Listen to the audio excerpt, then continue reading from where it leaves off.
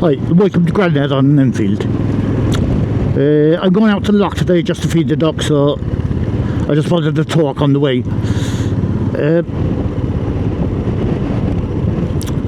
The bullet, if you watch my channel, I had the 500 works trials replica, Royal Enfield, 100 names bullet, and I loved the bike, I did.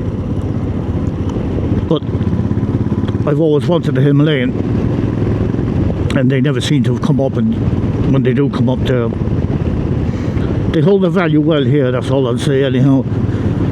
So I didn't have to sell the bullet, but the same as the Honda, I had the Honda VT Shadow Aero, again didn't have to sell it. It was, what was I going to use it for? I was delighted with the bullet. I loved the way it looked and everything. For those who don't know me, I've actually had Red Edge bullets and Indian bullets well before they became into the Himalayans and the Interceptors. I've had Indian built ones and British built ones. I've had a Crusader 250 Sports. I've had the 350 bullet and the 500 bullet built in India. And I've had the 500 bullet built in Red Edge. So it was kind of always I always liked the quirkiness of the Royal Enfields. That's, I suppose, the way to put it. So obviously it was a natural transition for me to move up to the new Interceptor. But as for the bullet, like I say, I love the bike, but when I got this I realised I wasn't going to be using the bullet. It looked like it could off-road, but it couldn't off-road, and that's what I wanted, a bit of green lining, nothing too strenuous, but just a bit of green lining. So that's the record straight on that. It wasn't a necessary sale, but still one that I thought would be better in the long run, because I wasn't going to really use it now that I have the Himalayan. There's kind of two bikes serving the same purpose. So anyhow, I was looking at another video, and they're kind of moving to a different makes of bike. Yeah, that's grand. But they're slating the Royal Enfields now, and they're blaming the Royal Enfield for viewerships being down, when, to be honest, viewerships I think are down. Well, my views don't go down or up, they don't really go anywhere.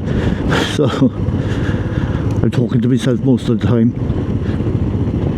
Is it a sign of madness or a sign of intelligence? I think it's madness, but anyhow, they're blaming the Royal Enfield for the drop in viewership. What I don't like is they're comparing apples to oranges. You can't compare the CL Scrambler 500 Honda to a classic 650 or a Bullet 650. More fair comparison would be for the Bear 650 or the Himalayan 450. And I don't know about where you are, but in Ireland, I think the Bear 650 is about €600 dearer than the CL 500 Scrambler from Honda. So, which makes the Himalayan 450, I think they start at 7.2, and the Honda starts at 8.7, I believe, somewhere around that. Yeah, but you can look it up. Royal Enfield Ireland will have all the prices there for your Sprocket and Hobbs motorcycles in Limerick. And the motorcycles in Cork have all the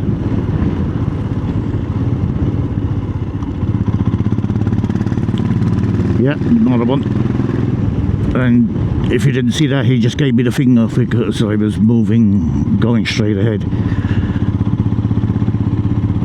So they're the price differences. I mean, I'm not going to knock anyone for having a Honda or a Ducati or Yamaha, whatever they like. That's it. It's your money, you know. But I think it's unfair to knock any brand of bike from people who should know better, to be honest with you. So like I say, you make it's your bike, it's your money. You can. What I love about the Royal Enfields is the accessories.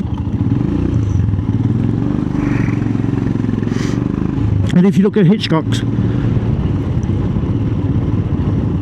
I was looking at parts one time for my Crusader. It was 1960 or 60 odd, and they had parts going back and probably Ford, but they had parts listed for 1953. So I mean, if that's not a good parts list, I don't know what is. But I don't. I mean, you've all the old cliches. Oh, the Royal Enfields are going to rot away and unreliable. I've had no problems with mine. I've seen one advertised actually, a shotgun 650, and it's 2024, only a couple of hundred miles up on it. But your man has on it that the battery's flat because all Royal Enfield batteries do that. The batteries are crap from the factory. My Interceptor is 2022, so she's actually a 2021. So the battery's 5 years old in it, and it's still fine, holding charge. It's how you tend for it. It's the same with everything. Everything's going to rot away. Every battery's going to be flat. Every tyres are going to go flat or bald, or if you don't look after the thing. And that's what I think with the Interceptor and some of the other Royal Enfields with the polished cases, they do take a bit of looking after, but you know that before you buy it. You're not going to go into it saying, oh, these are polished cases, they're going to stay perfectly well preserved if I just leave them out in the rain. No bike is going to do that. I don't care who builds it. So I go down, like I say, to feed the ducks and have a bit of time to myself. I've been doing a lot of woodwork at home lately, so just a bit of a break for myself. So I think that's about it. I'll catch you next one. Ride your own ride and ride your own bike. Thanks, Grandad on Enfield.